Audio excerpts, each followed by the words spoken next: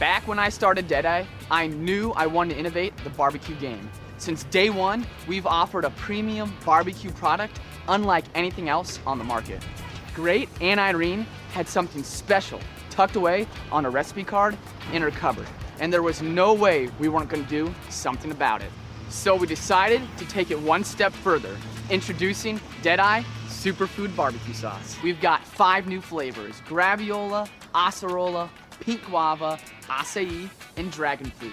They're the first of its kind, and they're packed with flavor. Find it at your local grocer today or at deadeyebbq.com.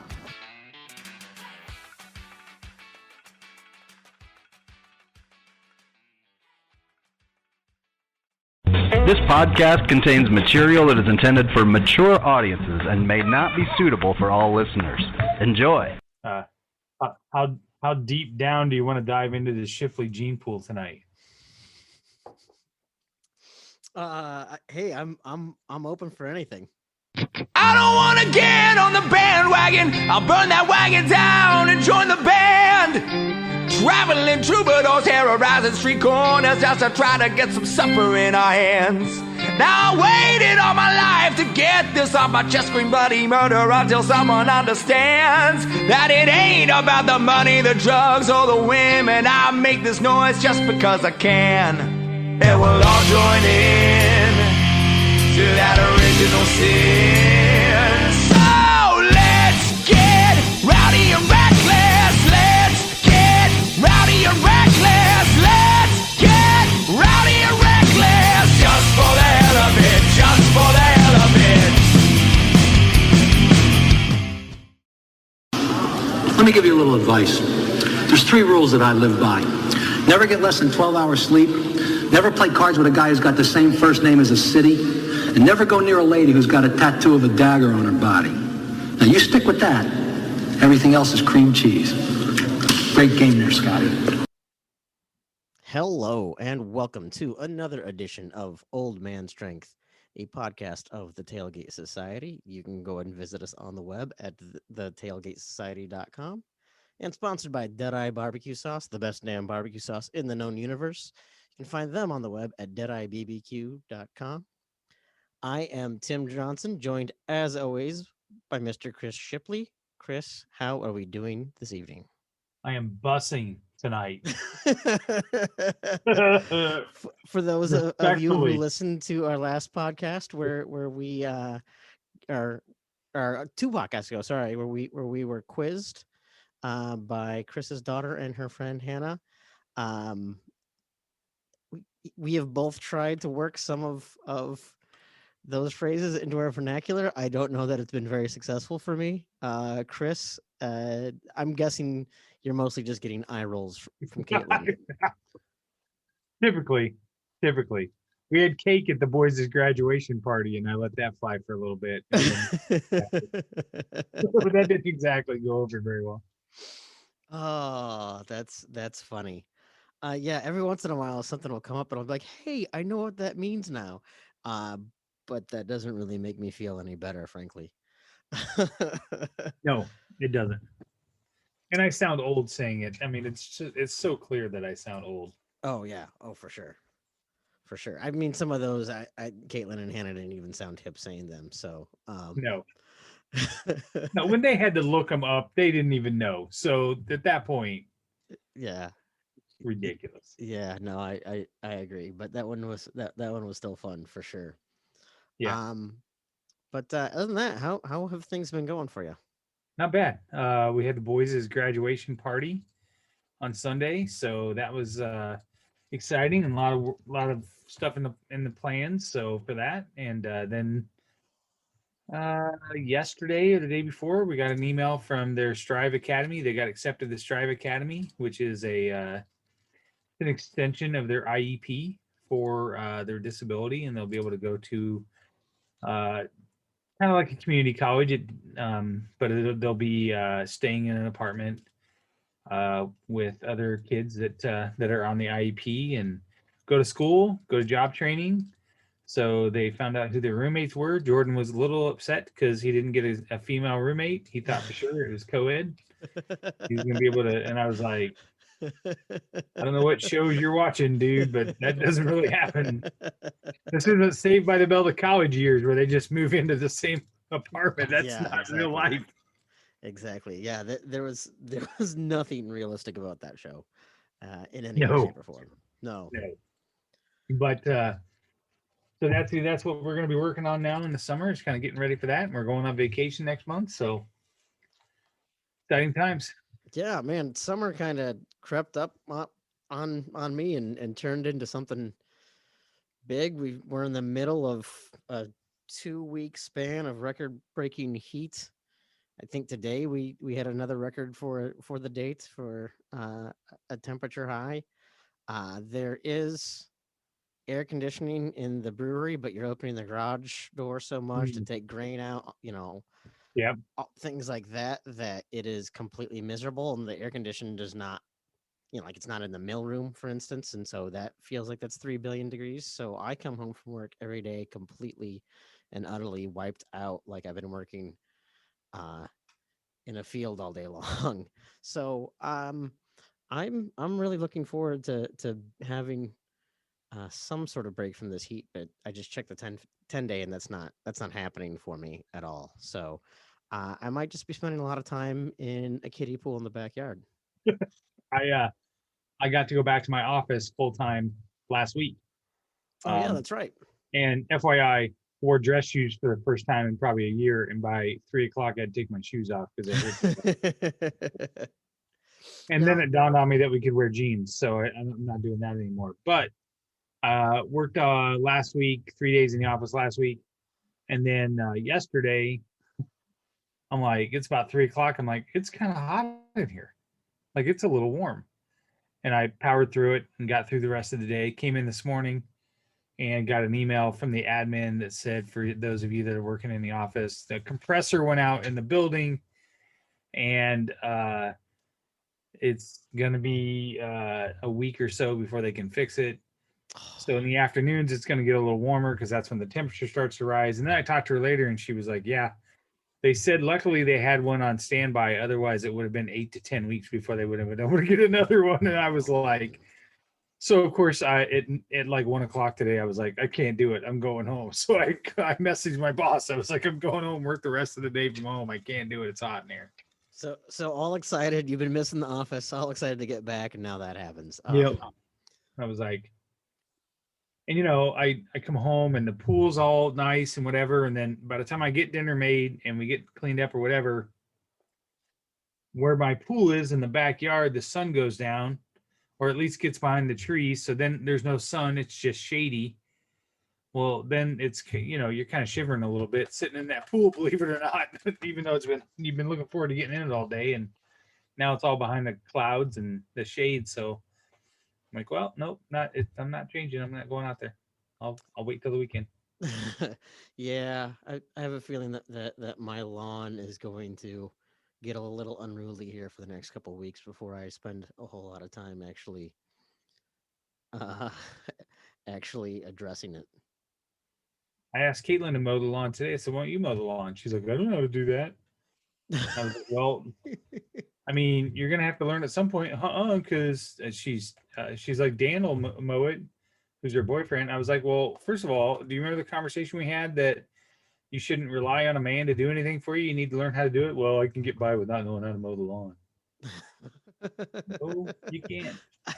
I- is there really anything to know? Like, Oh, you'd be surprised. You listen. I didn't mow the lawn at my house after I was 15 years old because I mowed it so terribly one time that my dad lost his ever loving mind, and he forbid me to ever touch the fucking mower again. So after I was 15, I never mowed the lawn again. And every year it was either my mom or my dad, and my mom would be so pissed. He's like, "He's 16 years old. Why the fuck am I out here mowing when we have a perfectly able-bodied 16-year-old kid?" And Dad said, "Because if I watch him mow that lawn one more time and do it wrong, I'll fucking kill him.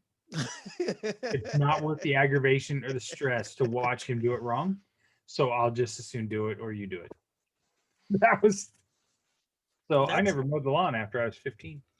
that's funny. My dad, I think, still I don't know that he mows as much as he did before. I think he has, just because he has grandkids that live really close that are teenagers that can drive over and do that for him.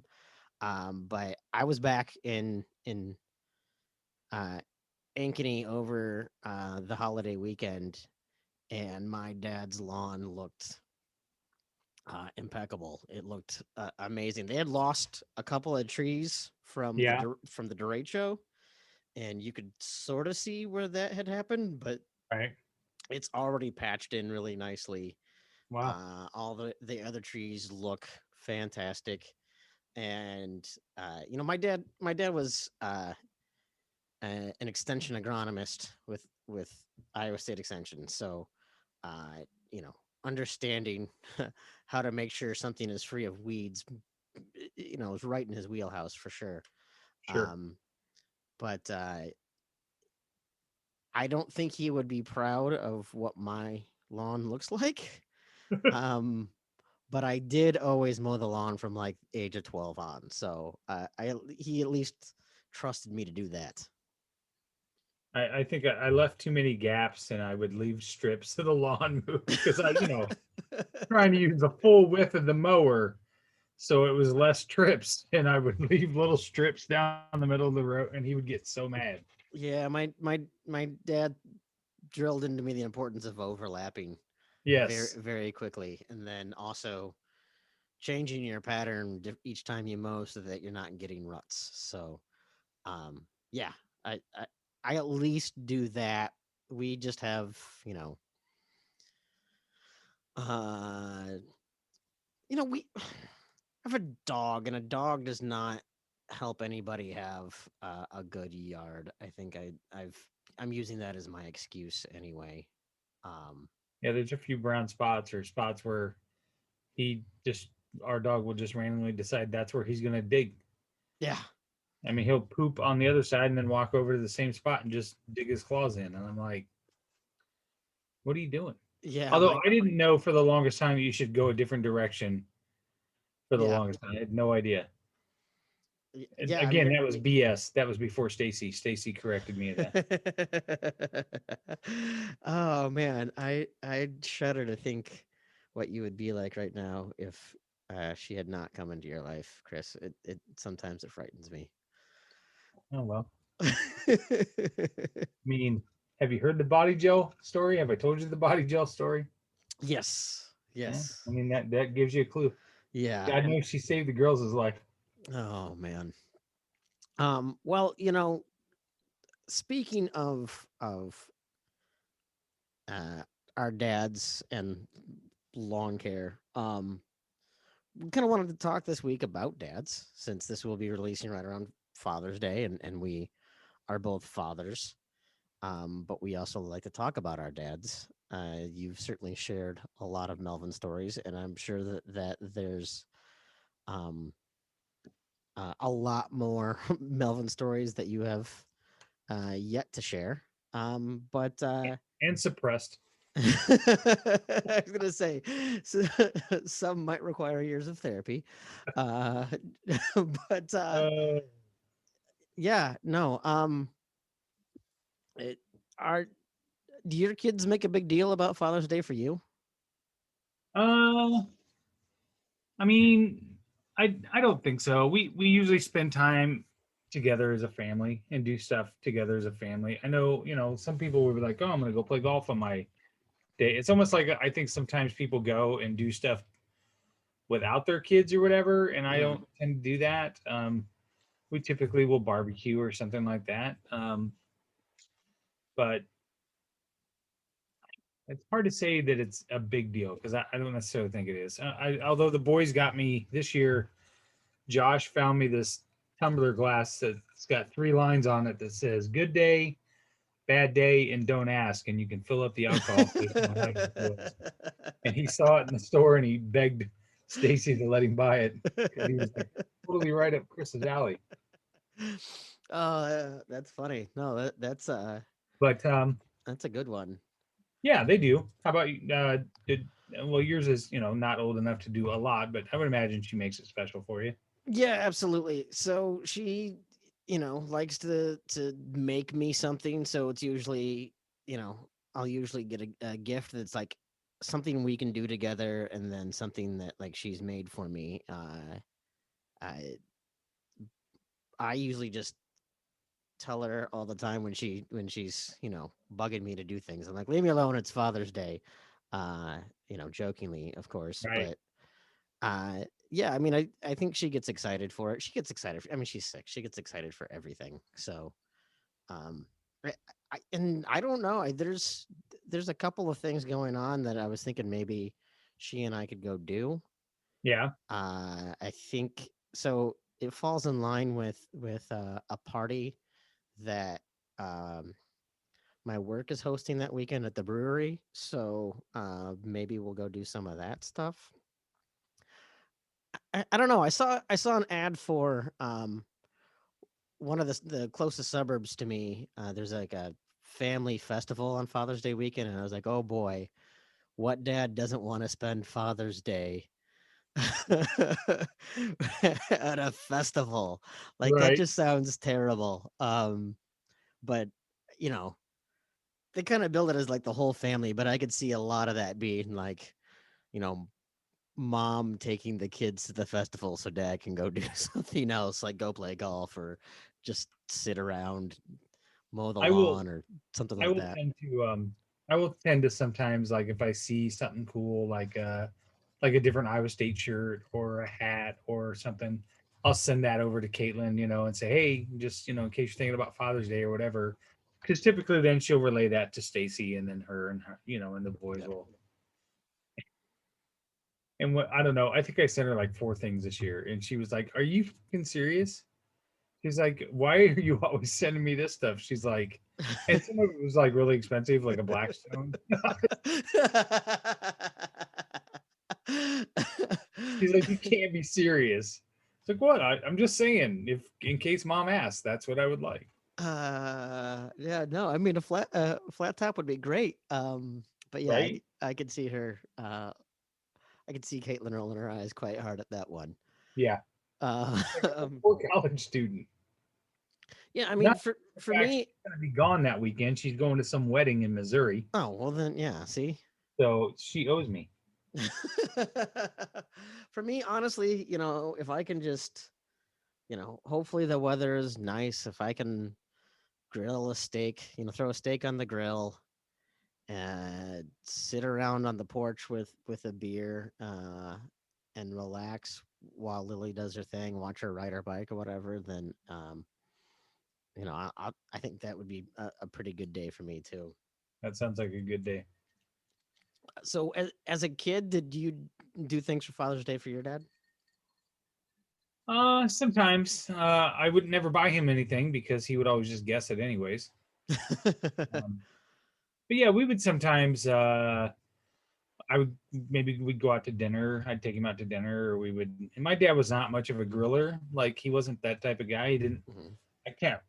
I can't think that I ever saw him fire up a barbecue and barbecue something or whatever else. But we would go over and have dinner or whatever, and we used to play cards a lot as a family. We would always play cards, play poker, stuff like that. So we did things like that, but not a lot.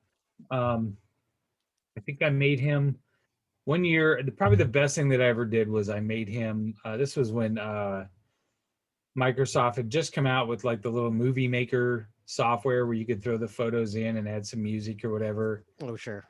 And I had made him one of those with a bunch of old family photos and stuff of his dad and then us and all the kids and stuff like that. And I remember showing it to him on a DVD player, and I looked over and he was crying, and I was like, "Fuck yeah!" Yeah, I struggle now. My dad is retired, and I think most of his hobbies involve annoying my mom. Uh, so, uh, I don't. I struggle now with what to get him. I mean, obviously, I can get him anything Iowa State, and he's going to be really, really thrilled with that. He likes going hiking, but like, there's no way I could ever pick out any type of hiking gear for him. Yeah, Um, so I don't know. I I I I really wish my dad had more hobbies. I was worried that in retirement he was going to be bored, but he just goes on a ton of walks all the time, and I think that helps him. Um, I, it would be nice if there was something that I knew. Oh, okay. Well, my dad likes this, or I can give him this experience, or those types of things. Sure. But I don't know. I'm trying to plan. I'm trying to plan a camping trip. Just he and I just do a father son camping trip here at some point. Um, we're gonna have to see how that goes. You know. How's that going to go, though? I mean, I would imagine he's going to have his way of wanting to do things, and you have a certain way of the way you're going to want to do things. And Yeah, it's going to be different. So my dad and I have done father son trips in the past, and my mom always says to us before we leave, be nice to each other, make good memories, because she knows at some point we're going to end up arguing. right, Uh, um, you know, we had one of my favorite father son trips that we ever took. My dad and I went out to Colorado. We went whitewater rafting. We went on so many day hikes, and we were staying at a place that uh, was across the parking lot from a pizza joint and a whiskey bar. And so you know, we'd get done from a day of whitewater rafting or whatever, and then we'd go sit at the whiskey bar and sip whiskey and eat pizza. And it was one of the greatest trips that I've ever been on with my dad. That was probably a trip that we fought the least. I make it sound like we don't fight all the time. We we enjoy. no, you're a father and a son. You're going to want to do your ways, and he Yeah, wants to. I mean, I yeah, get it. It yeah. makes sense Um, because you're probably just alike. but yeah, oh yeah, no, that's the thing is we don't fight because of our differences. We fight because of the ways that we're the same. Right. Absolutely. You know, I'm very much my father's son. We look very much alike. People have always said that I look, you know, very much like my dad. I can grow a better beard than my dad. I'm just gonna put that out there. Um, but Same. but um, yeah, you know, we want to do things differently, but we're both stubborn in the same ways when it comes to that stuff. You know, if I think my way is better and he thinks his way is better, we're going to struggle to find compromise. Um, so camping will be different though. So a lot of these trips we did when I was, you know, a younger man, and my dad was a younger man. But you know, when you're older, you have more health restrictions. You've got more, you know, limitations on what you can do physically. So you know, I'm a tent camper. My dad's always been a tent camper, but I can tell you the last time he actually camped in a tent. So that would be an interesting experience. So, you know, there's a part of me that wonders if I need to look into like renting an RV for something like that. Work Uh, cat or something like that. yeah, yeah. You know, maybe that's it. Maybe we just VRBO a cabin somewhere with hiking trails, and we just do that. You know, like I was looking for, you know, like, you know, I've got a battery and a power inverter if he needs, you know, electricity for things, or you know, stuff like what other things can I do? But yeah, so we'll see how that trip pans out together. I don't know that I'll get that planned in time for that to be his Father's Day gift though. So I still have a few days yet before I have to figure that out.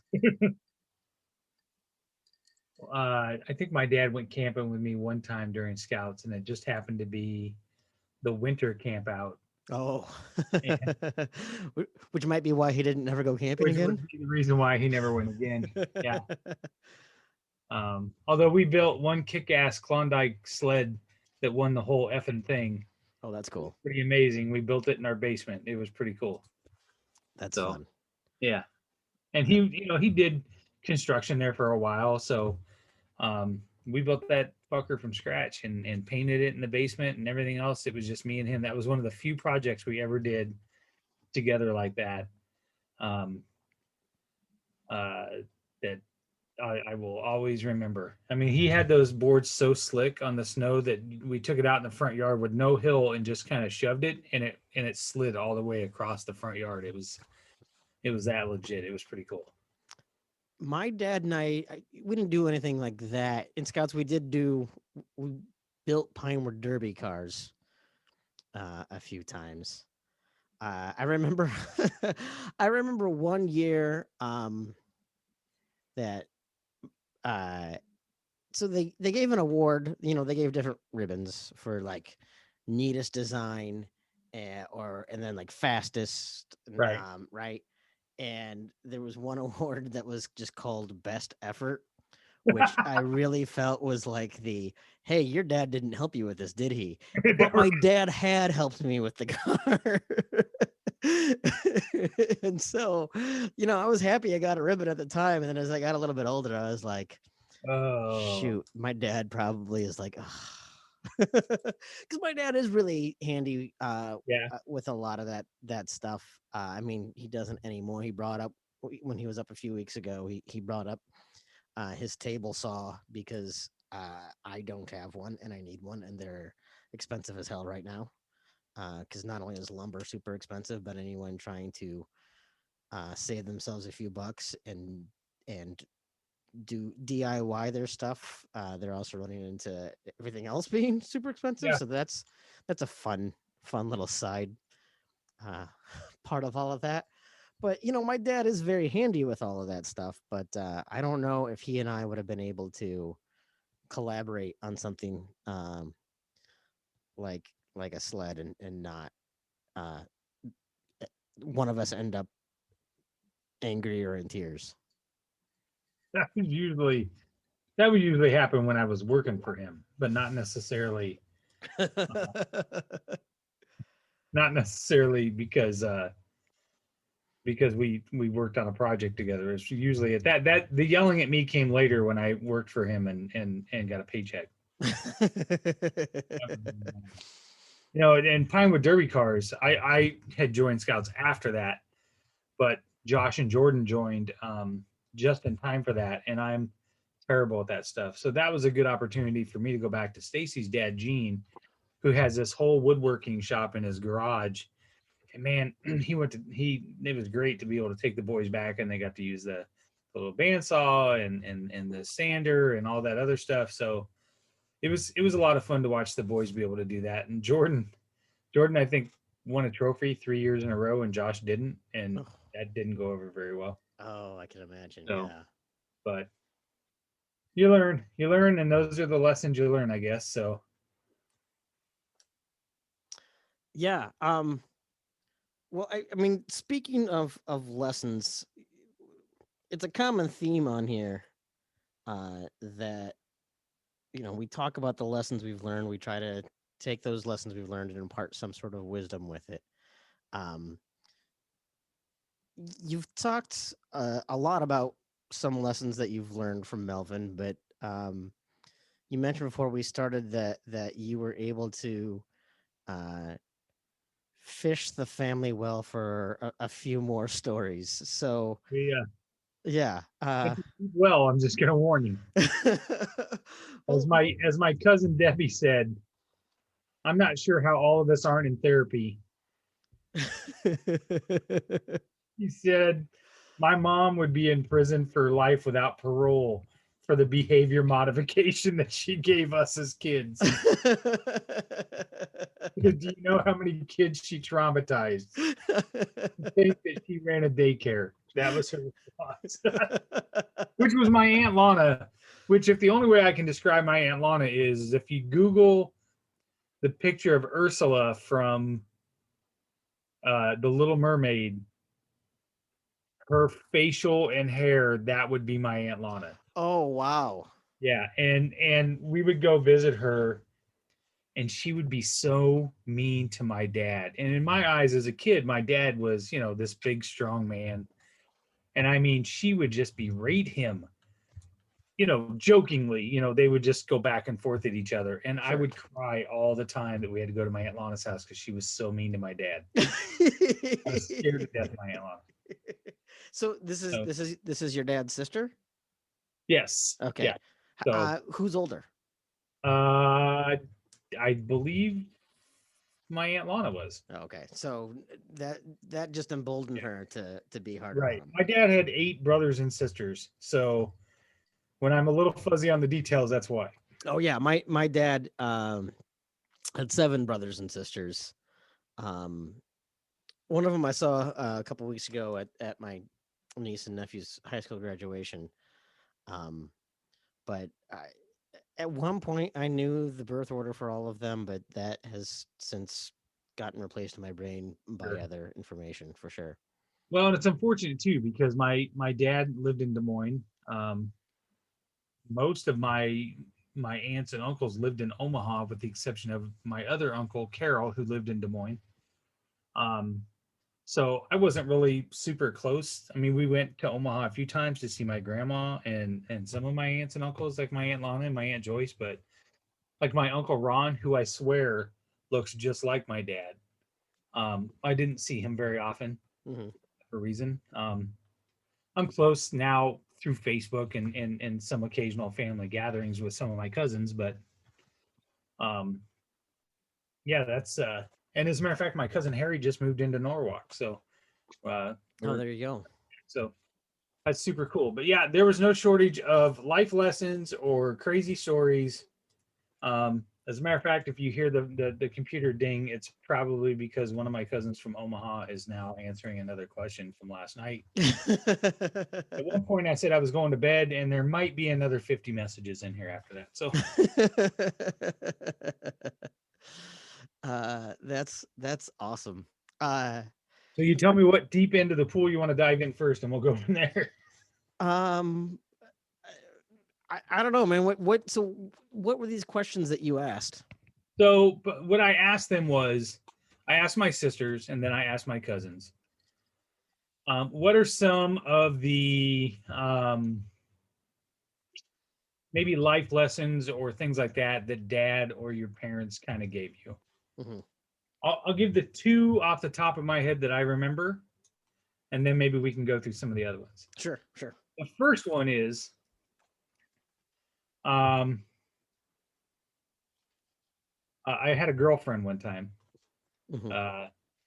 and my dad asked me. He said, "Let me ask you a question." He said, "Are you prepared to look at that girl from across the breakfast table every morning?" And I was like, "What? What? I don't know what you mean." And he's like, "Do you want to get up every morning and look at her across from the breakfast table? Because if you don't, I suggest that maybe you keep it in your pants."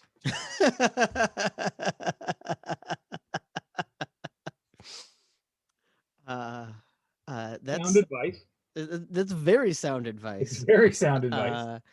Delivered with the tact that I have come to expect from these stories. Absolutely. So yeah, that was and there's no shortage of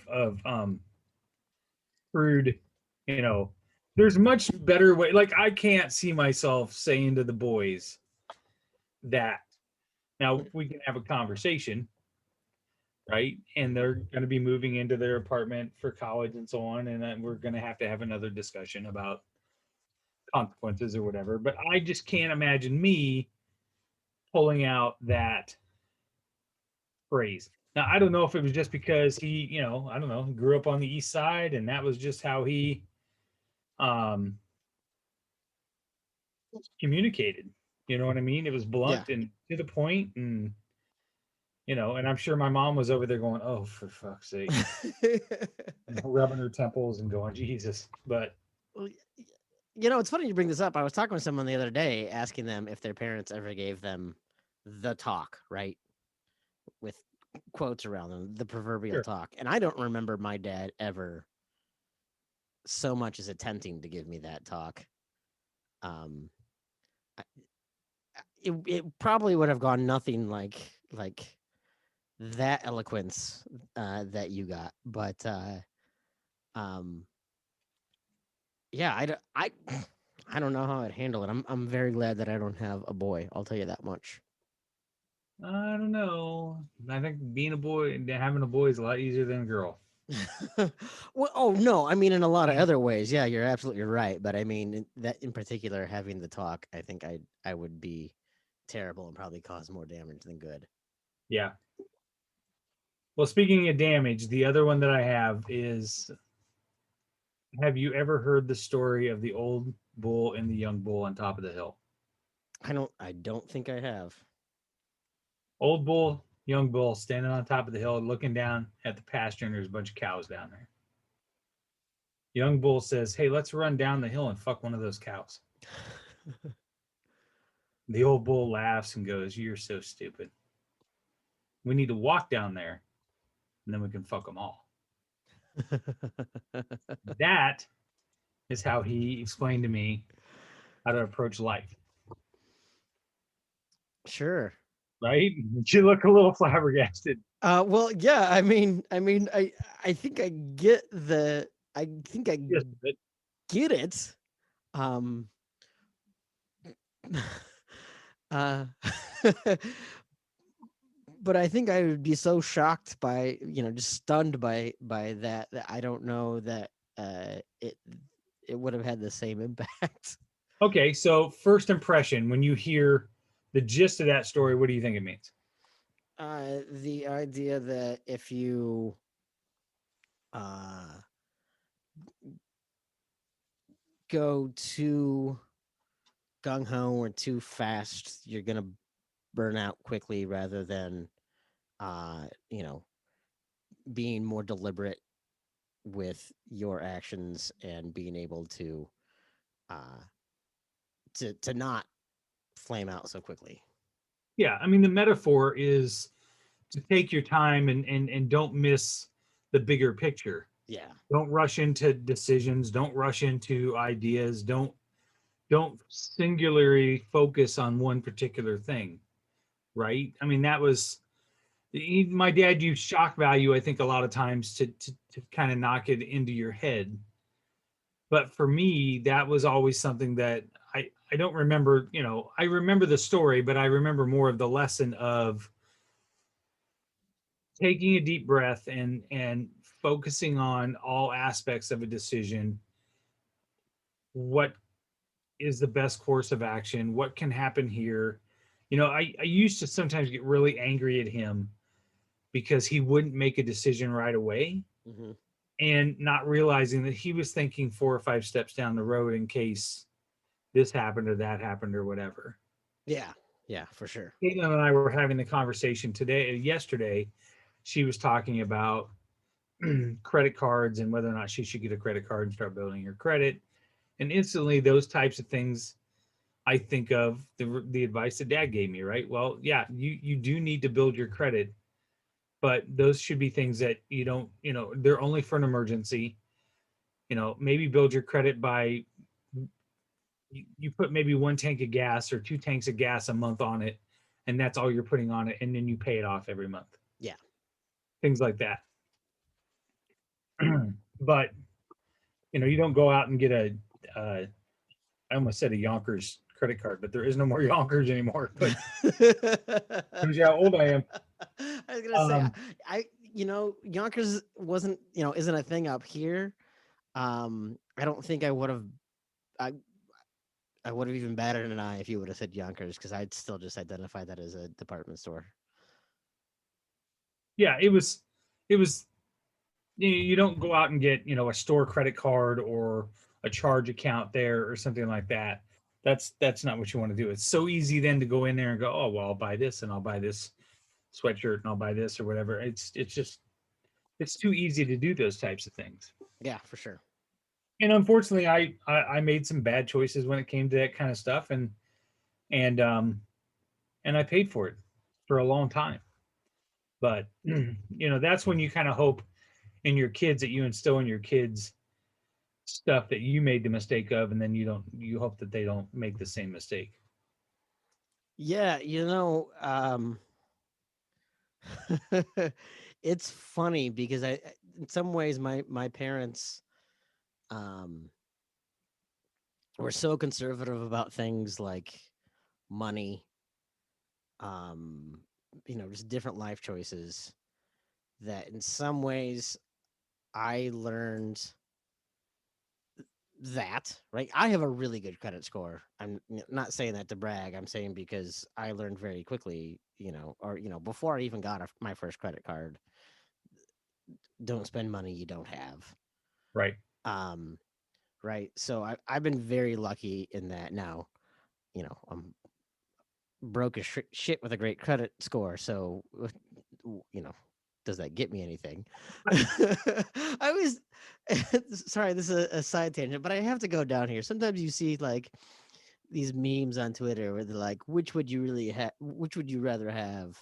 Like a credit score over 650 or like $20,000. And everyone's like, oh, I'd rather have the credit score. I'm like, if you have $20,000 tax free, you'll get that credit score. Right. but having that credit score doesn't give you that cash. Like I don't understand why people are what magic they think a great credit score gives them. If you're looking to buy a house or get financing on a car, absolutely that means. But if I have $20,000, I can just buy that car outright without needing the financing. So Yeah. yeah. Anyway, um, I but I think in some ways because my parents didn't make a whole lot of mistakes, in some ways now I am making mistakes because there was never a lesson there for me to learn from. It's kind of that Right. catch 22. Uh, uh, my parents are retired and they're way better. Well, there's a lot of reasons why they're way better off in retirement than I'm going to be at retirement. Um, you know, the the the cost of my college was uh, a larger percentage than theirs was compared to you know the value of a dollar at the time. Housing is a billion times. There's a lot of other reasons why my retirement isn't going to be nearly as good as theirs. But they have set themselves up really well. Where, um, I don't know, man. It's weird how sometimes having examples of mistakes is just as valuable, or if not more valuable, than people who did it the right way. Well, my dad always used to say it was hard for me because I don't know, I can't remember a time growing up.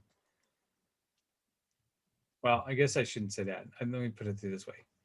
My parents never were very well off financially. Hmm. Now, as a kid, I didn't know that, Sure.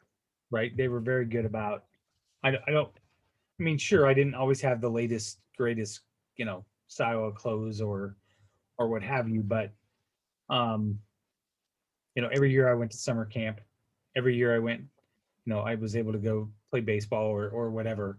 I don't know how my parents paid for it, but somehow that worked out. Even though I know now they didn't have a lot of money. Um, so credit cards and things like that, I just never had much conversation with them because my parents didn't have them. Hmm. Oh, I can remember my mom every year for school clothes, we'd have to put our clothes on at layaway. Yeah. And for all you young people that don't know what layaway is, you'd go to the store and pick out what you want, and then they'd put it behind the customer service counter and hold it for you, and you'd go in every couple weeks and make a payment on it, and then it was paid off, then you got the stuff. Yeah. So Yeah, I guess I hadn't even thought about the fact that stores. Well, it's because every store has their own credit card now, so they don't. right. Right, and they're gonna make way more money off of that credit card than they were on the layaway program. Right. Yep. Um, uh, I hadn't even thought about the fact that layaway isn't a thing anymore. No, that was every year we'd go maybe June Hmm. and and uh and go pick out clothes, and then by start of school my mom would have them paid off and crossed her fingers that I didn't grow or get bigger Which those is 3 months, which which was is entirely possible the way I ate. well, I mean, I grew. I just mean, the way kids grow in general. It's amazing. Uh, my daughter is not. I'm not a tall person by any stretch of the imagination. My daughter is probably like 30th percentile on a lot of things, but even just to see how fast she grows on some things, uh, yeah, 3 months is a lifetime on some of that stuff. Yeah, but that was just how they did it. Yeah. So, uh, Yeah. So, what else? What other? the other piece of advice I got this from my sister, and I vaguely remember my dad saying this, but he used to always say the best thing that you can do for your children is to love their mother. Mhm. Now, he clearly was never divorced, Yeah. so I'm not sure how that applies. Uh, but you understand the concept, right? You're I, you're teaching your children how to treat your spouse, I think is a big deal. I think it's a huge deal, and it's been something that's been tricky for me in divorce because it's something that I that's advice that I had heard. My dad said something very similar. Um, when I was a kid, and it's something that um I've now had to figure out what that looks like in divorce. You know, Sure. no longer a romantic love, but uh, still a love for my daughter's mom that um is supportive and makes her feel supported. I guess, right? Yep. And that's not necessarily an easy thing to figure out, but I still very much believe in that advice. But yeah, it is different coming from someone who was not divorced to be able to kind of say share that same message. But I think the message is still important, right? Yeah. I mean, being remarried has helped me see how to treat Stacy in a much better way than what I maybe treated my first wife. Hmm. Um, I would sometimes, and maybe I've talked about this before, but I would sometimes make jokes at my first wife's expense. Not mean, but just how a husband makes a joke about a wife, right? Yeah, It's just it completely innocent. But I would do those things, and now when I feel compelled to sometimes do that, I hold back and don't do it because I hold Stacy in such a high reverence that it feels foreign to me to do that. sure. And then in turn, I hope that the kids see the kind of pedestal and the kind of reverence that I give their mother. Hmm. Does that, you know what I mean? Oh no, And there are absolutely. plenty of times where the boys are a good example. I will hear, the boys will come downstairs and say, they'll see somebody on TV or whatever, and they'll make a comment or something like that. And I'll be like, hey, you ever hear me say that about your mom? Hmm. Well, no. Okay, well, then I don't need, is that really appropriate that you should say that about a woman? Hmm. Well, I mean, and we grew up in an era too where every sitcom trope was about a man complaining about his wife. Like Yeah. comedian, every stand-up comedian, every sitcom kind of had all that stuff. So, uh, you know, it felt more natural to us. So now the fact that you've made that shift is commendable for sure. I mean, I don't necessarily get the same benefit of the doubt. Caitlin and Stacy, it's like open season on me around here sometimes. That's okay. Whatever makes them feel good. Yeah, no, it is funny because uh, I grew up where a lot of my friends, the way we bonded was giving each other a hard time, Yeah. right? Hmm. Where from an outsider's perspective, the way some of my friends and I talk to each other almost sounds mean. But that's not what it is. That's the way that we've bonded. Um, but that doesn't mean that that's the way you treat everyone, right? Because I Right. also don't talk to my mom that way. Uh, Right. right? Oh, and one-on-one, Stacy and I might have those fun bantering conversations or whatever, right? Sure. But not. I tend to not do it now to other people at her expense. Yeah. Yeah. That's and previously I did. Mhm. Now there are still times where the girls don't exactly have the best relationship with their mom, Mhm. and that's on them and their mom. Yep. But there are still plenty of times where I will hear one of them say something or whatever, and I'll be like, "Listen, you know, I'm not comfortable with you saying this or saying that about your mom, or that's just not. You need to have a little bit more respect, or you need to, Yeah. without getting into too deep, Yeah. because God knows if she listens. I don't. I'm sure she doesn't. Even if she did, she'd hate me anyway. So I guess I should just say it. Oh, Um, but those, I mean, still, you still just try to at least instill in them to have a little bit more respect and so on, even though in my mind, I understand why there might be tension there, sure. Sure. right? Sure. Because God knows I divorced her Yeah. for a reason. Yeah. No, I think that's interesting advice. I had always said that I wanted to be the type of husband that my dad is to my mom. Um, I it is so I was giving my dad a little bit of grief um earlier about not having hobbies. But those two have always been each other's best friends. Um, the whole marriage vow of forsaking all others.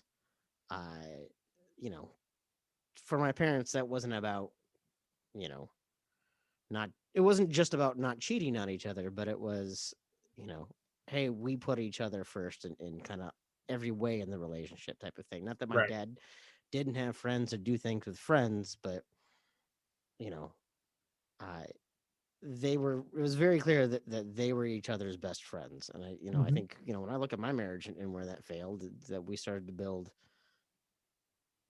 two different lives to the point where that was no longer the case. Right. Yeah. It's easy to see that in retrospect for sure. Um, but yeah, I think the advice of uh, loving their mom is the most important thing that he can do. I I I totally understand that. But what other types of wisdom, I guess, did you glean from family? Oh, let's move on to.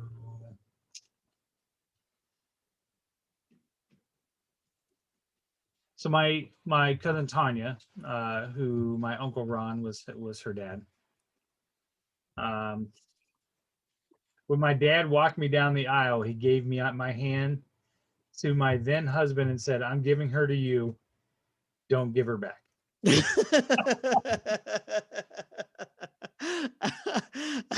I just the other day had heard uh somebody was interviewing Chris Rock and Adam Sandler, and because they both had girls, and said, what are you guys gonna be like?" I don't know what the context was for a wedding, and Chris Rock was like, "It's gonna be easy. I'm gonna be like, she's yours now." So when I heard that, clearly, I'm sure my uncle Ron was joking and was trying to make a joke or whatever. But if you think about that in terms of real advice, there's so many. I think, I don't. How long were your parents married? How long have your parents been married, Tim? Boy, I should know this right off the top of my head. Close to 50 years. Yeah, my parents celebrated their 50-year anniversary in like 2009, I Mhm. think. So, and dad died 1 or 2 years later. Stacy's parents were married, I'm sure, close to 50 years. Her Mhm. mother just passed away shortly before I met her. Um, there wasn't a lot of divorce because people worked it out, and Yeah. they worked through their problems and through their issues and things like that. Some of those problems can't be worked out, and that totally makes sense. Um, I mean, all three of my sisters and myself have all been are in second or third marriages. I, I think most of my cousins, other than a few, are probably in, um, at least their second marriage. There's a few that are still married to their first spouse, but I think it's so easy to quit and to give up on those things and to move on and see and not try to work those things out. Yeah. I remember a time my dad and again, and all these stories run together, so I may have told this story before. My parents were arguing one time. This was after my dad had finally gotten his own business and was just starting to make a lot of money and was starting to get, they had a nice house and they had some nice cars, and they were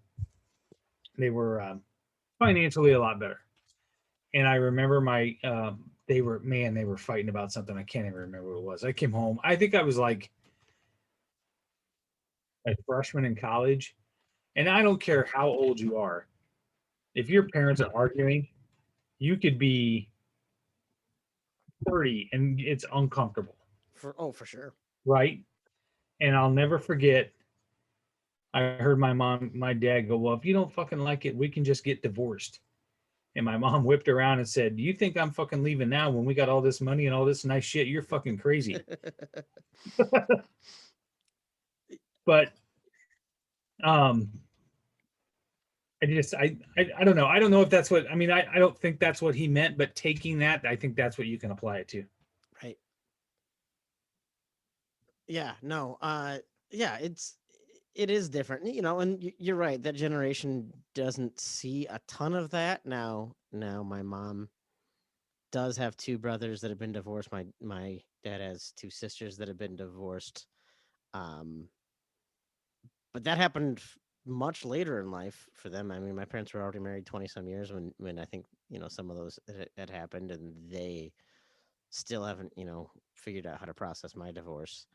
Um, uh, but yeah, just the idea of, hey, this is work, right? Like, marriage isn't just, um,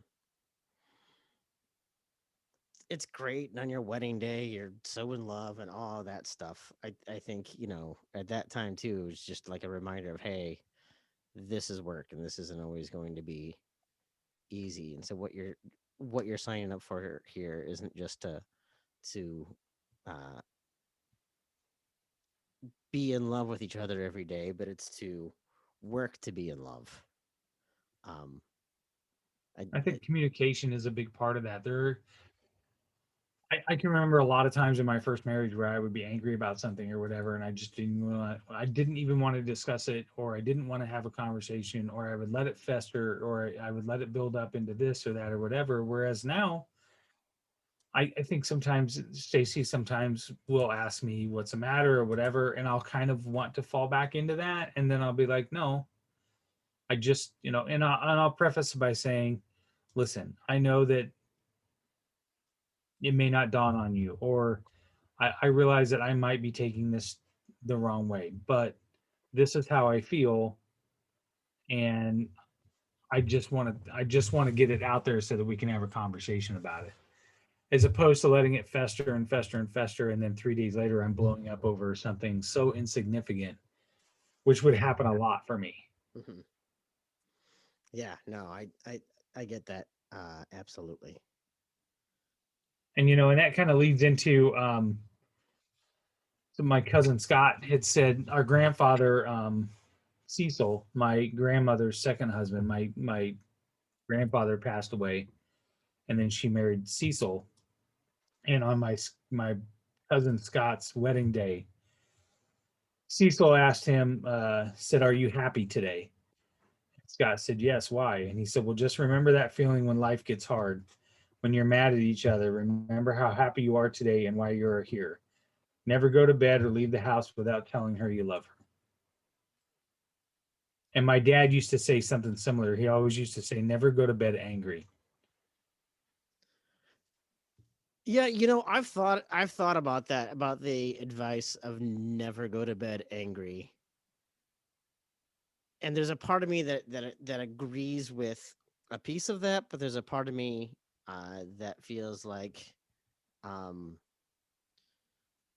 uh my alternative advice would be sometimes you need to sleep on it. Because sometimes you're not in the right state to work something out, Right. right? And Or you're going, yeah, okay, let's make up and get it over with, but it's not really resolved. it's not, yeah, it's not resolved, right? Yeah. And because some of those things, like, don't go to bed fuming mad. Um, but even if you stay up all night long, you're not going to resolve them. So I think having the wisdom to know when to sleep on it, so that you can address it with a cooler head in the morning, or whenever. So the sentiment I agree with, and I think don't go to bed when you're all upset and hating. Remind yourself why you love this person, um, but don't just shove things under the rug because you resolved it with quotes, Right. rather than actually resolved an issue. Because it some of that stuff, you mentioned letting things fester. Some of those things, that's how things fester, Yeah. right? As you moved past them, but you didn't really move past them. You just, You didn't resolve it. yeah, You just decided not to talk about it anymore. yeah, exactly. And then, next thing you know, it comes up 2 years later. Right. Yeah. Yeah, yeah, for Yeah. sure. I mean, I still have dreams where shit comes up. I wake up from a dream and I'm like, boy, that's something I need to talk to my therapist about. I thought I had moved on from that, but obviously I haven't. um, no, I like that. I've sometimes wondered if I ever had to give divorce, like, marriage advice as a divorce guy, what I would say. And then that was one of those things that I would say is, you've often heard, don't go to bed angry. And I'd say my caveat is know when to sleep on it. Listen, one of the best things, I mean, I don't quite understand. I understand why they do it. I don't quite understand. I don't think, let's back up. When I got divorced from Tracy, and then when I met Stacy, before Stacy and I got married, I became Catholic and went through the RCIA in the Catholic conversion. To get married in the Catholic Church, we both had to get our previous marriages annulled. Mm-hmm. Part of that annulment process is to sit down and write out your previous marriage and what went wrong. Mm-hmm. And I remember talking to Father Ludwig, and I was like, what if they, what happens with this process? And he says, one of two things will happen. Because they ask your ex-spouse to write about the marriage as well. Ooh, Right? So, that's and rough. he said one of the two things happens. You write your version of the story, and she writes hers, and they are completely different. And then they look at it and go, yeah, these two were not on the same page at all, ever. Or you both wrote the same thing, and they look at it and go, yeah, they were both right on spot that it wasn't going to work. Yeah. And I was like, well, why do they do it then? And he said, it helps you understand what you did wrong and where you can be improve and where your responsibilities lie in the failure of the marriage. And when you sit down and you write that out, you become brutally honest, because at that point, who you trying to fool? Yeah. Right? I don't know these people that are going to read this. I'll never meet them. Yeah. It's not like I'm feeding a version to my friends to make myself look good so that my friends will like me better than her. Mm-hmm. Or the coworkers or the people that I work with, because I have to look at them every day and talk to them each day. Right? Yeah. So that's what helps. That helped me tremendously look at the kind of husband that I was and go, yeah, there were faults on her part, but there were a lot of faults on my part too. And if I want this next marriage to work, I need to fix those. Sure.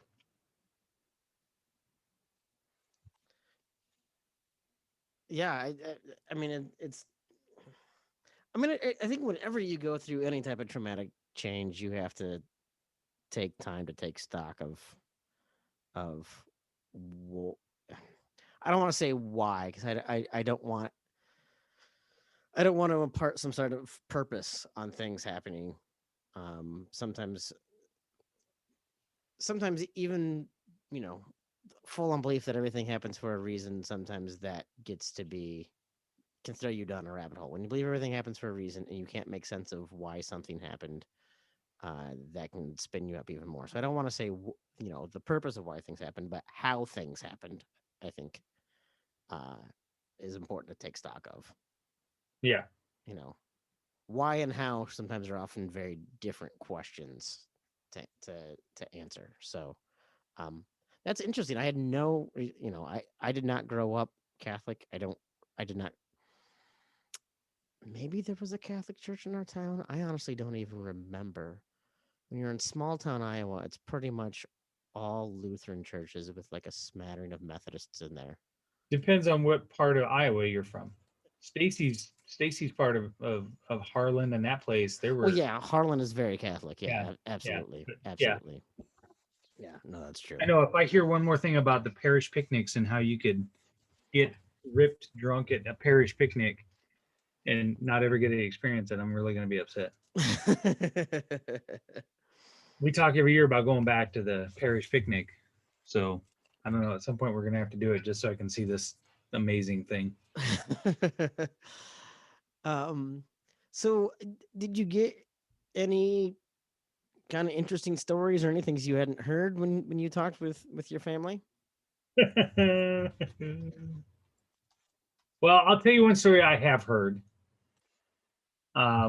Because this is actually a pretty neat story. So my mom always called my dad honey. That was her term of endearment for my dad.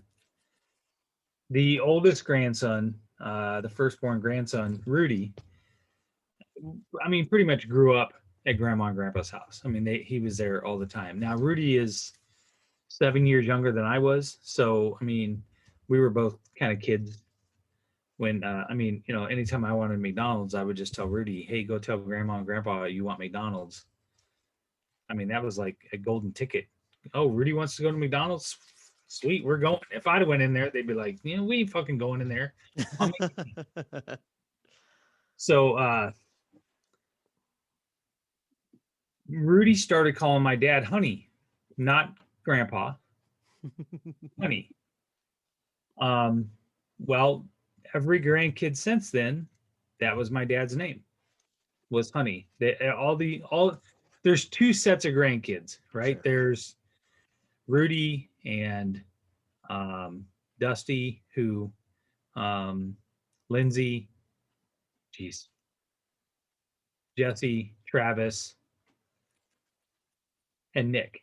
God, I almost forgot Nick. I just saw him 2 weeks ago. Anyways, and they all called him honey. And then they got older, and then that's when Taylor and Caitlin came along. And Taylor and Caitlin called him Papa. And then Joshua and Jordan came along, and they didn't know they didn't get to be with my dad for very long. Sure. But they ended up calling him Grandpa Nine Toes because by the time that had happened, he had a toe cut off, and he used to show it to him all the time. It's funny. So they just called him Grandpa Nine Toes. That's what they called him. Oh, that's funny. But it got to the point where everything was honey. That was what they had called him. And when the kids would call him that in front of other people, they'd be like, what the hell is that? And then you'd have to tell the whole story over and over again. To the point where my brother-in-law one time called him honey in the middle of Payless Cashways because he is so used to calling it that all the kids were calling him that. And they were all looking at him like, what is this? What are these two dudes doing? Yeah, there's that story. I will tell you, my cousin Scott. So these are now crazy stories. So my cousin Scott came and worked with my dad at the Anamosa prison down in is that Monticello? Is that where that prison's at down there? Mitchellville, maybe one. I don't know. It was one of the prisons down in southern Iowa, Mm-hmm. and my dad was installing vertical blinds, Sure. and they were walking through the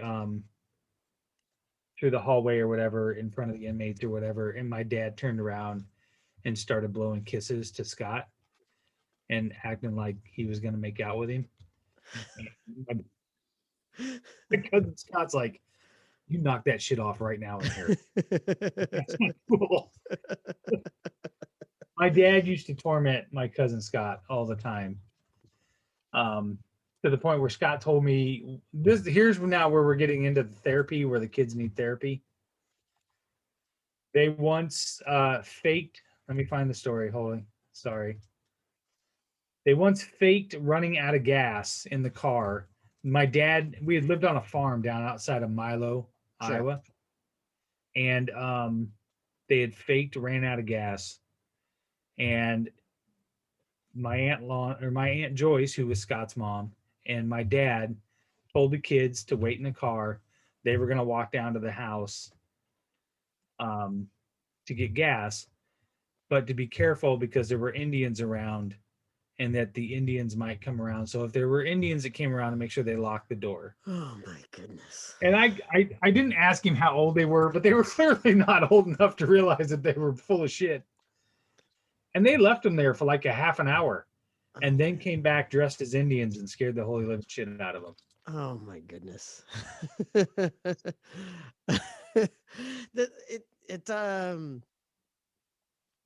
Did you ever watch Arrested Development?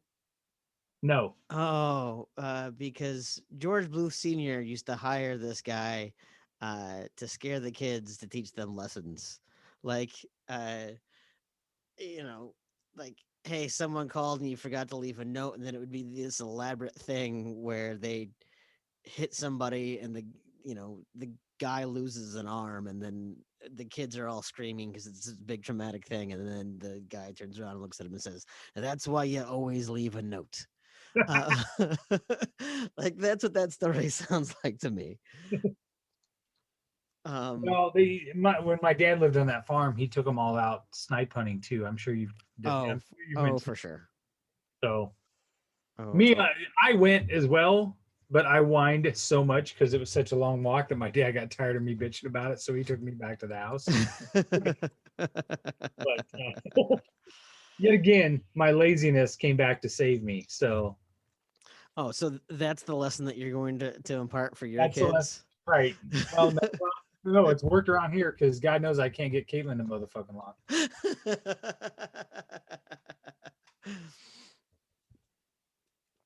But oh, that's funny. There was some. I mean, there's just a lot of fun memories of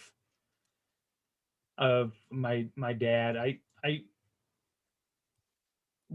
think one of the things that has really resonated with me as old as I am now is when he did start getting a little bit into money, and he I remember one year he adopted a family to give Christmas presents to. Mm-hmm. And he had me take it all over there, and I asked him why he wouldn't want to come and just drop them off. And he was adamant that he didn't want any recognition for it whatsoever. Yeah. And I always now kind of think back to that of when I was teaching prep and things like that at church about giving of yourself or whatever, that you do those things kind of without fanfare. Sure. And without a pat on the back. Now I struggle with that sometimes because I do run that college scholarship thing. Yep. And part of me doing that, I have to be so open about it so that I can get people to help me help other people. You know what I mean? But there's a difference between. I struggle with that. There's a difference between working for exposure and working for exposure for your cause and working for exposure for yourself. And Right. the minute you start to feel too proud of yourself, you've crossed the line. Right. Yeah. Yeah. And but that's just something that's always kind of stuck with me. Is my dad would open his house to probably every one of my cousins that I talked to last night has probably stayed at my parents' house at one point or another because they needed help or something like that. Hmm. Yeah, I was thinking about kind of how like never too proud of himself that my dad has been over the years. The only time he is really proud of himself is when he tells a really bad dad joke, and then he sits there with a smirk of pride on his face because he knows it was an especially bad one. And he can't help but be really proud of himself for that because of the reaction that he got from all of us.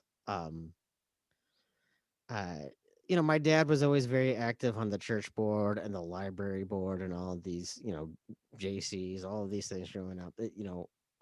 Things I couldn't imagine myself even participating in, because he wanted to give back to a community in a way that I admit I have not done as well as I should. Um, and some of I've mentioned on here before that my parents are kind of, you know, they're doing this storyworth thing, so it's kind of pseudo writing their memoirs type of thing. And even in that, I see that my dad struggles to maybe uh, tell the tell the breadth of some of these stories. Um, I get more when I sit and talk with him. Have I mentioned on here about how my dad uh, uh, was suspected of smuggling drugs across the Iron Curtain? Have I mentioned this? No. Okay, so this was a story that I did not hear all when I was a kid. I'm trying to think of how old I was, maybe third grade or something like this. My dad worked for Pioneer, and he worked in the microbial genetics division. He was like plant and production manager for that division, and uh, they he and a few people from the company and a translator were going over to Europe to visit several plants over there where like inoculants to be put in silage were being produced. And so they were in Germany, they were in West Germany, and for whatever reason, my dad was sent over to a plant in Hungary. So this is before the fall of the wall, before the curtain came down. Um, and so they sent my dad over to Hungary, and for whatever reason, he did not go with a translator, and he had to help them understand what type of crush they needed to have on these inoculants. So it was just a white powder, and so he had um, a baggie of like a sample, and it wasn't even actually inoculants. I think he said it was like limestone crushed to the same crush level or whatever. Hmm. So he had that, um, and so he went over to do this all by himself. So my dad is in his 30s. My dad is definitely someone who grew up in a monoglot culture. He speaks one language. My dad, when he went to Mexico, kept on confusing gracias and por favor. So he's not adept at languages, right? And so for whatever reason, his company sent him by himself over to Hungary to show them the proper uh, coarseness for the inoculants that they were producing there. And as he was flying back, uh, he can't remember if it was East German guards or West German guards, but either way, he was coming from Hungary with a bag of white powder in his bag. So he had machine guns pulled on him and a bunch of shouting in German that my dad didn't speak a lick of. Um, and he said, I thought for sure I was going to prison. I thought, this is it. I'm going to be in a German prison. I don't know what I'm going to do. This was way before cell phones. He had zero way to contact anybody from his work, from any, you know, anything. He didn't speak the language. He didn't have a translator. I said, "So what did you do?" He said, "I didn't know what to do. I cut it open. I stuck my finger in it, and I licked a sample, hoping that would communicate to them that it wasn't drugs." Um, they like took apart his Walkman. Like they tore through his luggage. They Man. broke things. They did all of this stuff. And then eventually, apparently, the fact that he didn't have any other drugs, and it was only he didn't have any drugs in the first place, and he apparently they bought it, and he was able to go without any further incident.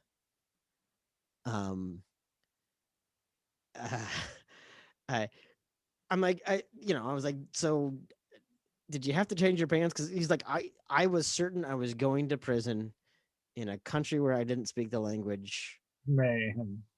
And I get it, since he was flying from Hungary, it might have been East Germany even when this happened, so it might have been in an East German prison. Not that a West German prison was going to be much better, but at least that Right? was, It was a behind the Iron Curtain, that's for sure. yeah, I was gonna say, but, uh,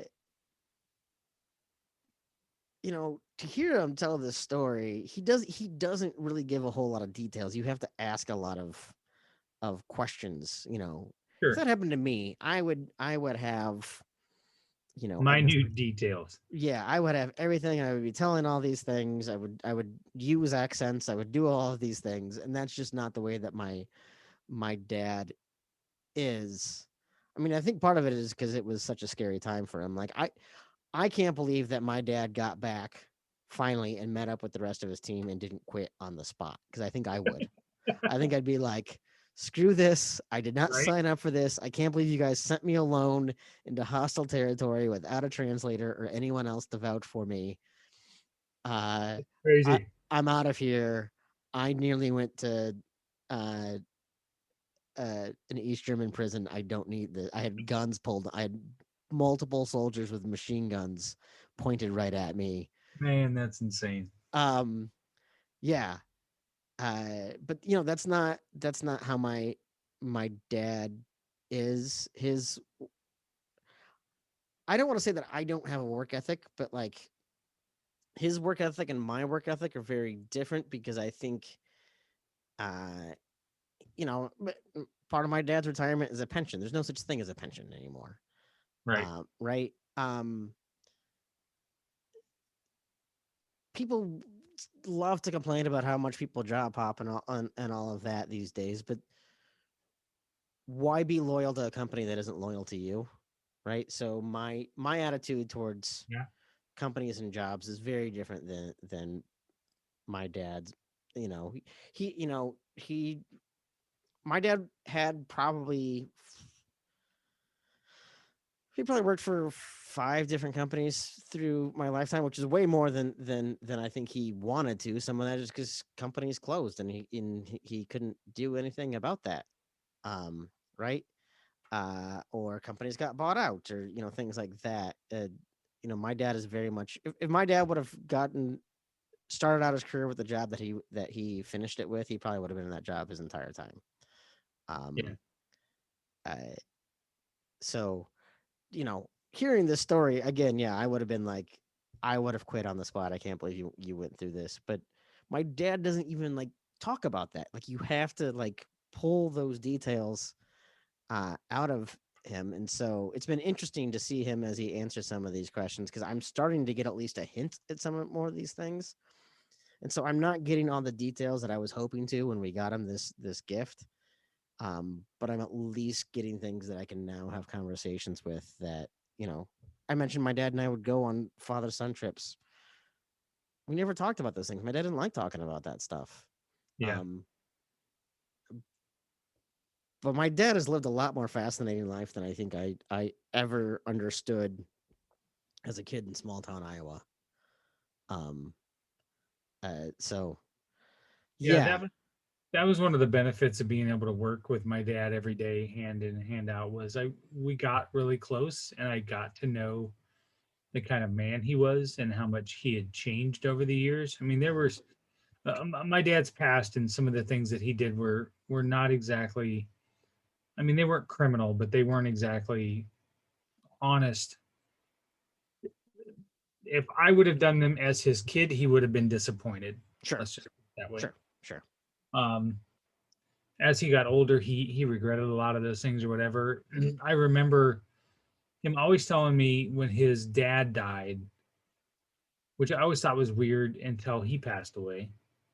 Um, he said, I sat at my dad's funeral and thought to myself, he should have, I mean, he would say he should have beat me harder, or he should have beat me more often.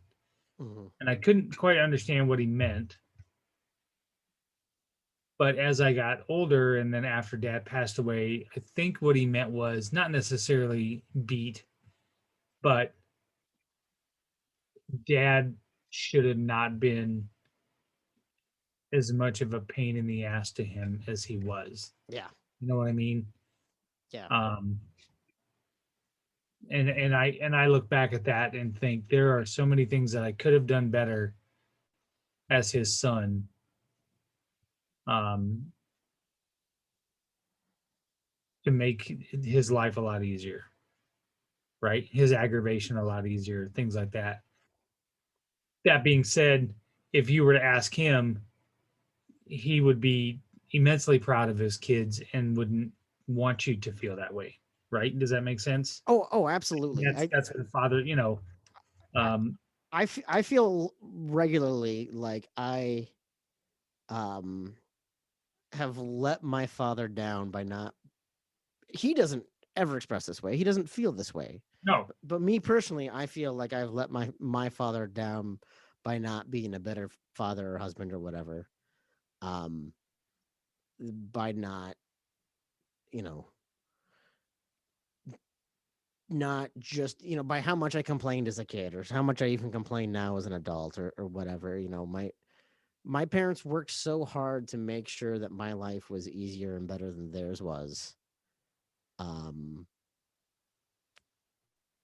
but since I didn't know any better, I took that all for granted. And the older I've gotten and the more I've learned that, um, I have a lot of, I wish I would have. It's tricky. You want better for your kids, and you can tell them, oh, you know, I had it so much or harder as a kid. You can do all of that stuff, and eventually it turns into a walking up hill both ways to and from school type of thing. Um, but I don't think I appreciated enough as a kid what my dad did. yeah, there's a lot of, I won't say regret, but there's a lot of things that I wish that I could tell him now of that he was right about. That old song, "My old man got a hell of a lot smarter with each passing day," kind of a deal. Um, I mean, there's a lot of truth to that, because you don't listen when you're younger or whatever else. But now there were a lot. My sisters will tell you that I was spoiled rotten. Um, I, on the other hand, would like to point out that no, I just decided to listen to my parents and not betray what they wanted me to do. Because there'd be a lot of times I'd be like, "Is this worth the ass beating I could get if I get caught?" No, this one's not worth it. And there wasn't a lot of them that were, Sure. you know. Uh, So no, it's funny you talk about that because I always threaten to my friend that I'm going to teach his kid how to sing "Cats in the Cradle." So whenever, uh, that his kid knows how to guilt trip him. I thought that would be a good idea. That like whenever my friend has too much kind of on his plate and his kid wants to do anything, that if the kid just starts singing "Cats in the Cradle," he'll feel immensely guilty. So, um, it, I'm a father myself, so no one gets to teach my daughter that because that's not fair. Because Right. that That's would, right. That's not fair. yeah, that would break me, but it would be fun. Well, uh, last episode when Sean was on, we asked him a question, and I thought it might be fun to go. This should be like the question we ask every guest that we have on the podcast is, um, how do you measure success? And by that measurement, who is the most successful person that you know? Mhm. So I decided to ask my family this question about dad or their Mhm. parent. So to my sisters, they all were pretty much in agreement, and I'll summarize here. The dad would say his grade that you measure success by being able to pay your bills and take care of your family. Um, but he always wanted to do so much more than that. Mhm. So, and my sister Jackie said that he would measure his greatest success by the success of his children and how his children were everything to him and sacrificed everything for his kids. And my sister Kim said that she believed that he would say a successful person is a person who has the love of family and togetherness and the money to take care of family needs, and that they work hard to get there, that would be successful. So based off of those types of things, I think we're all in agreement that he is probably the most successful person that we know based Mhm. off of that definition. Um, I asked my cousins kind of the same thing, and it's funny because again, my dad obviously grew up with his brothers and sisters, but for a number of years um, they were not close by any. I mean, we just weren't proximity wise close. Um, and sorry, I'm trying to find it here, but it's mostly they talked a lot about um, contributing to society, and it doesn't matter what you do or how much money you have to contribute and to be happy.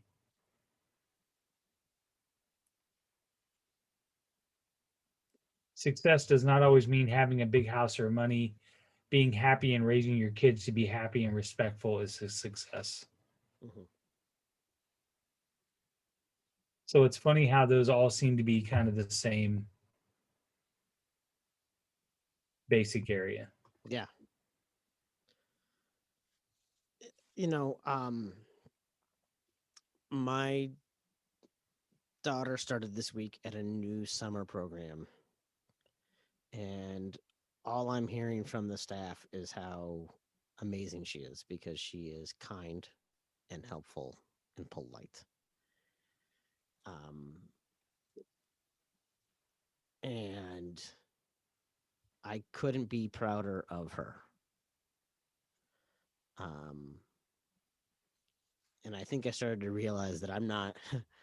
I think I get some of the ways that my dad was and felt about me. My dad has always said that the thing he's most proud of is his three kids, that they're good people.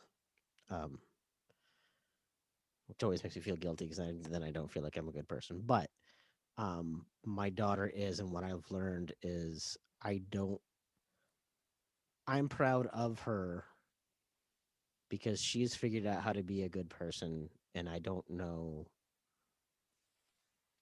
It's not a selfish thing for me. It's not like, hey, look at what a good job I'm raising of a good daughter. It's a Right. look at how lucky I am to have an amazing daughter, who treats people kind and is nice. And I tell her that all the time.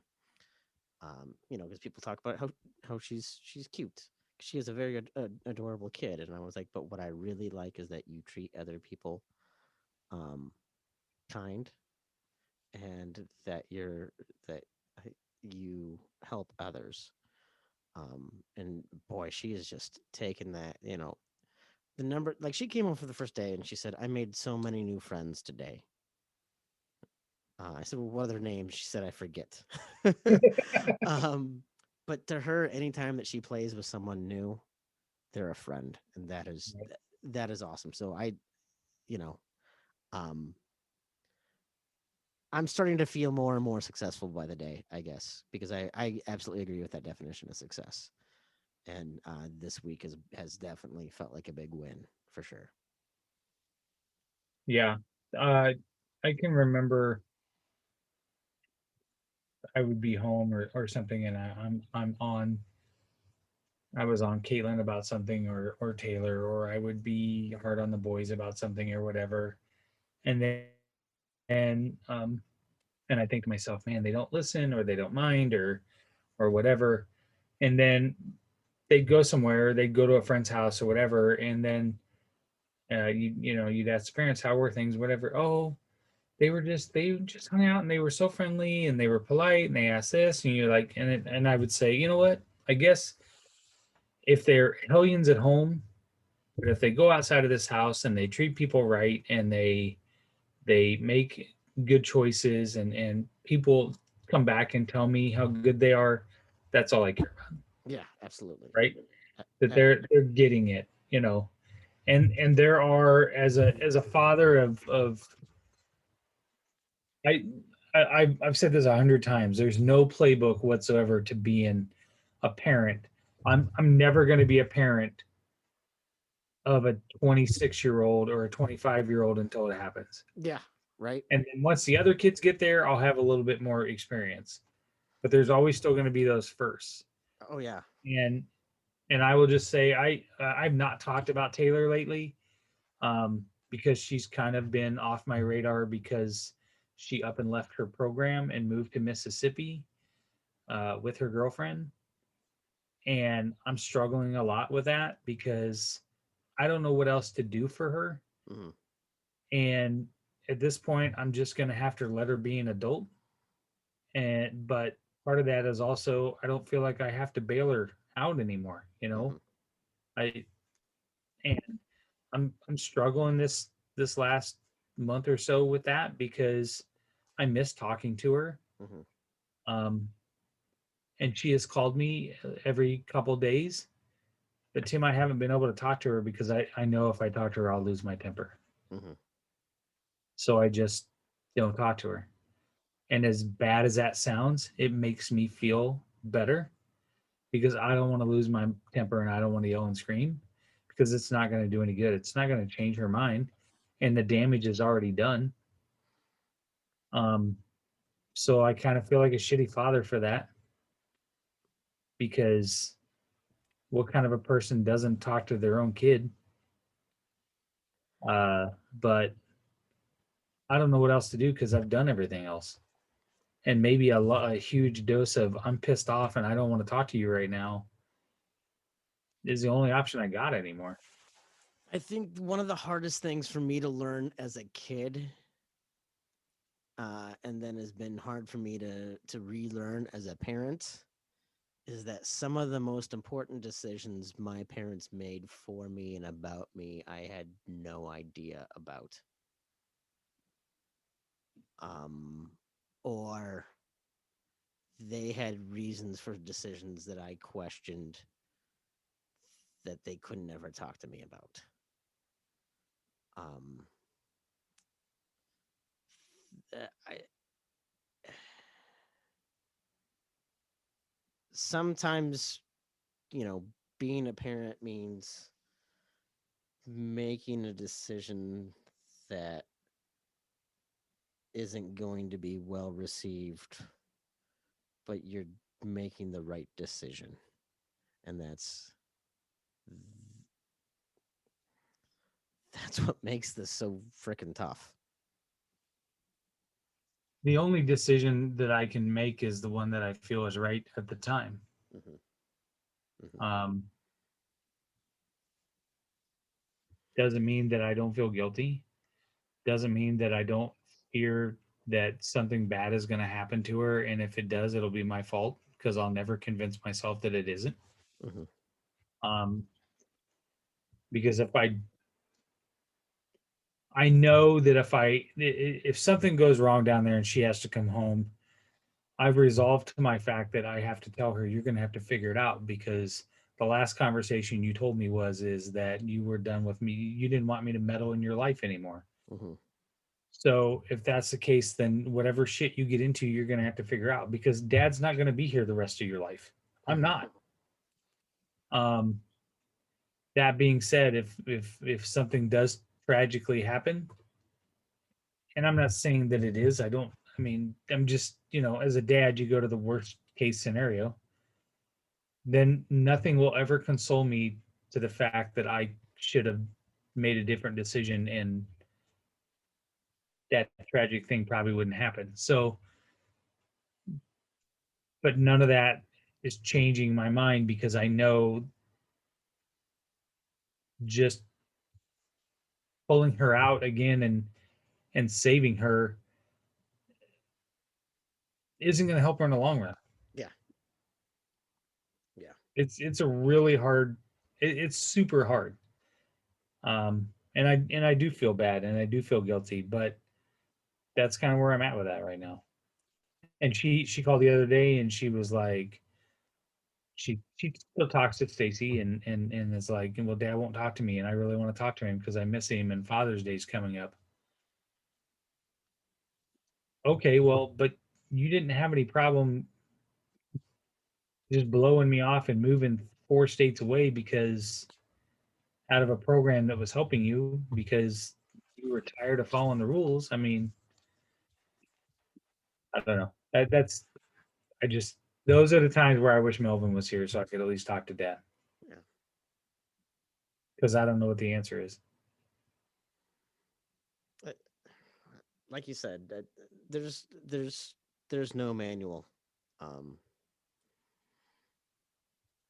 even if there was, the rules would change. It'd have to get updated every 30 seconds. I'm in that Microsoft beta version of Fatherhood right now. Right?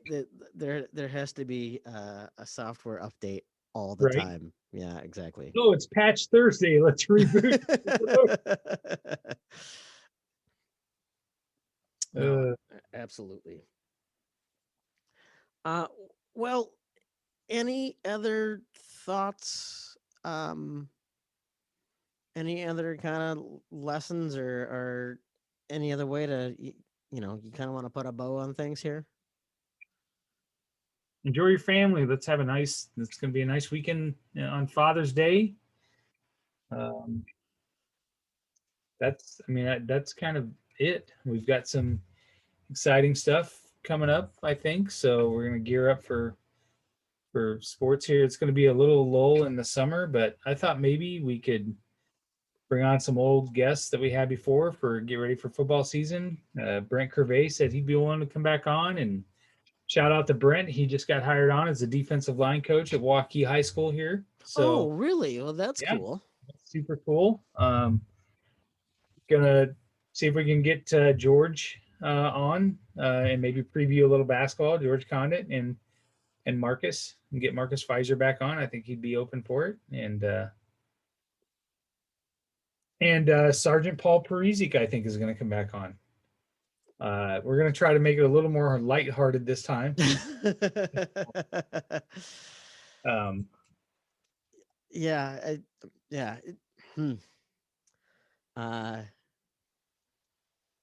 there's always something going on, so it would be nice to be able to have a good conversation with him where it doesn't get so heavy.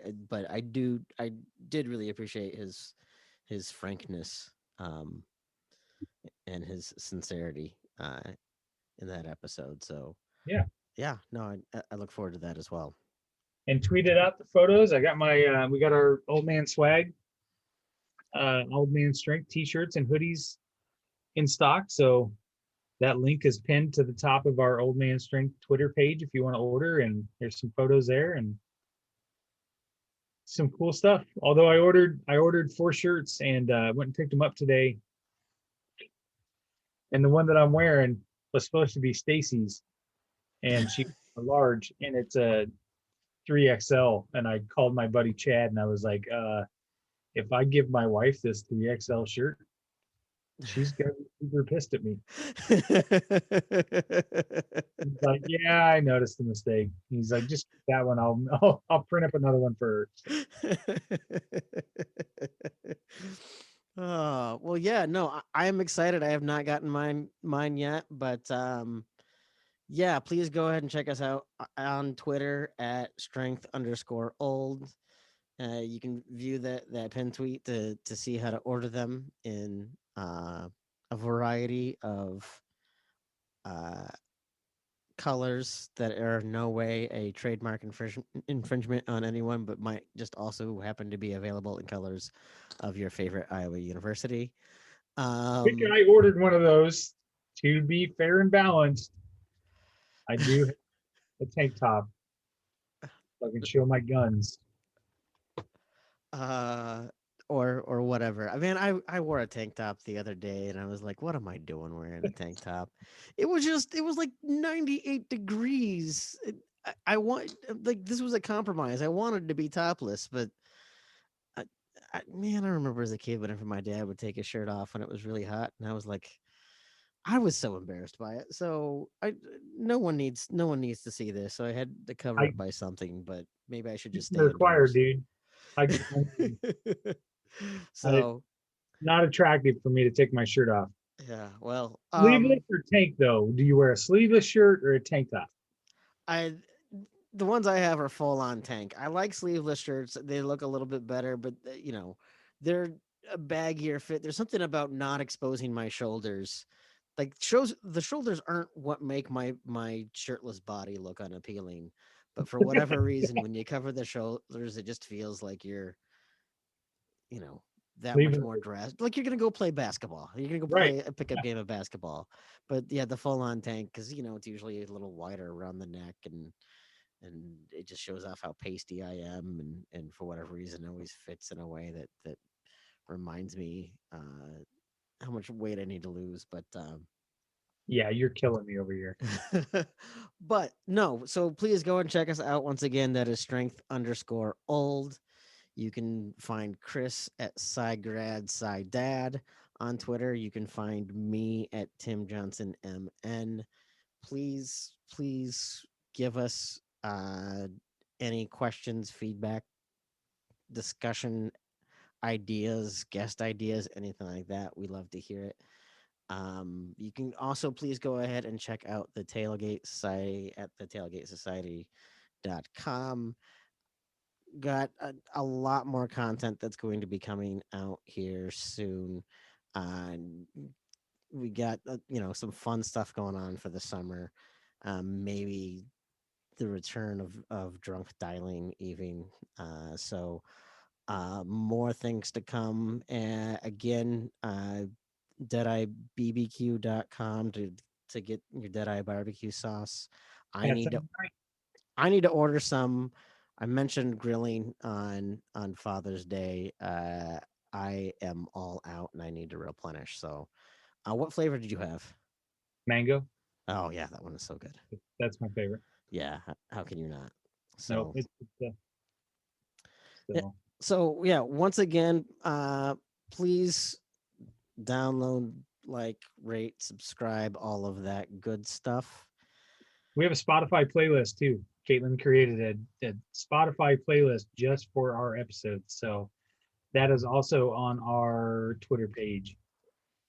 Oh, wonderful! Yeah, that's right. That out once those come out. So you can find all our episodes right there on Spotify. Excellent. Well, Chris, anything else? No, I'm gonna have another drink and then get up in the morning and go work out so I can wear that tank. I'm gonna have another drink, pretend like I'm gonna get up and work out, and then I'm not going to do that. So you got me beat there. I'm impressed by that. But you have yourself a wonderful Father's Day, Chris. As always, great to chat with you. You too. Happy Father's Day to you and your dad. Thank you very much. So once again, this has been Old Man Strength, and we will see you guys next time. I don't want to get on the bandwagon. I'll burn that wagon down and join the band. Traveling troubadours, terrorizing street corners just to try to get some supper in our hands. Now I waited all my life to get this off my chest, scream bloody murder until someone understands that it ain't about the money, the drugs, or the women. I make this noise just because I can. And we'll all join in